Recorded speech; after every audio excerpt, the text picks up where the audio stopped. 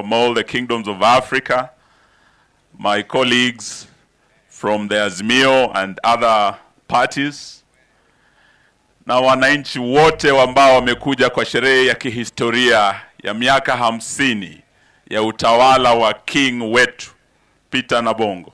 Murembe, muri moyo, mwehoere bakeni. Hata nami nina furaha sana kuwa hapa siku ya leo, na nataka nimshukuru sana king wetu kwa maandalizi haya. Nishukuru pia county government ya Kakamega ikiongozwa na ndugu yetu Fernandez Baraza na ndugu yetu Savula ambaye ni deputy party leader wa chama chetu cha DAP, sababu wameshiriki kikamilifu kwa maandalizi haya, na wote waliohusika, sababu siku hii ni ya kihistoria.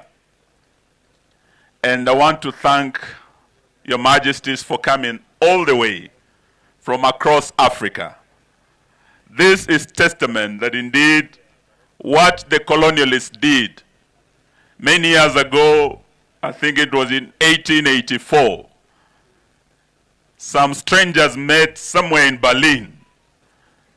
They didn't know about us, they didn't know about our king, because you can see from the history that long before they went to Berlin, we had a king right here in Wanga land. Because they went to Berlin in 1884. By then, King Nabongo Mumia had been king from 1849. And we had our own civilization right here in Wanga land, in Luya land. We had our king, and he had his own parliament, he had his own way of actually ruling his kingdom, long before the British came to this side of the world. So we are here to celebrate our history, to also thank the king for holding the kingdom together, to thank our council of elders who have been assisting him through the years, because he took over leadership when he was very young. I think he was just 22 years. And today we celebrate his 50 years of his distinguished leadership of one of the oldest kingdoms, not just in Kenya, because it is the only one, not just in East Africa, but in Africa. Na sisi kama nyumba ya Mlembe, leo pia tunajivunia, sababu as we boast about 1,000 years of the Wanga kingdom, sisi kama Waluya pia tunaweza sema, tumekuwa hapa as the Luya nation over 1,000 years through the house of Nabongo. Simujipigie makofi jamani. Sababu tulikuwa na mtu anaitwa Winston Churchill kule Uingereza katika vita vikuu vya pili vya ulimwengu in 1940. Ufaransa wakalemewa na Wajerumani wakasarenda. Na Winston Churchill alienda bungeni akasema, kama Mungu atatubariki, kingdom yetu ya Uingereza iweko for miaka 1000, basi wacha watukumbuke ya kwamba this was our finest hour when we stood against aggression. If the kingdom will last for 1,000 years. Today we are saying our kingdom has lasted 1,000 years, and we're here to celebrate. But to also tell our legislators that we have a role to play to make this kingdom even greater. Your colleagues from Uganda have spoken here. Tumekuwa na ndugu yetu Odera amekuwa hapa. Mwanomsamia, nendomhanamsamia. We want to thank you for coming all the way and for the work you have done in Uganda. Under President Museveni, there is proper recognition of the leadership. Omukuka wewe yako hapa. Hakuna siku nimeenda Uganda nikakosa kumuona Rais Museveni akiwa katika cultural event ya Omukuka, Mormor wetu wa Teso, na leo tulitarajia sisi pia tuna rais, lakini hatambui uongozi kama huu. Kazi yake ni ushuru tu na kutafuta ushuru kila siku. Leo tutataka tumwambie katiba yetu inasema culture is the foundation of our civilization. We want Bwana Ruto atambue katiba inasema utamaduni wetu ndio msingi wa taifa letu.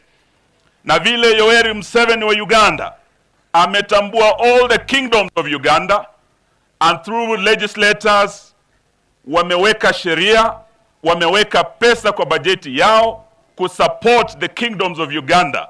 In Kenya we only have one kingdom, the kingdom of Wanga. Tuataka Kenya hii kingdom itambuliwe na serikali ya Kenya na iwe facilitated like other kingdoms.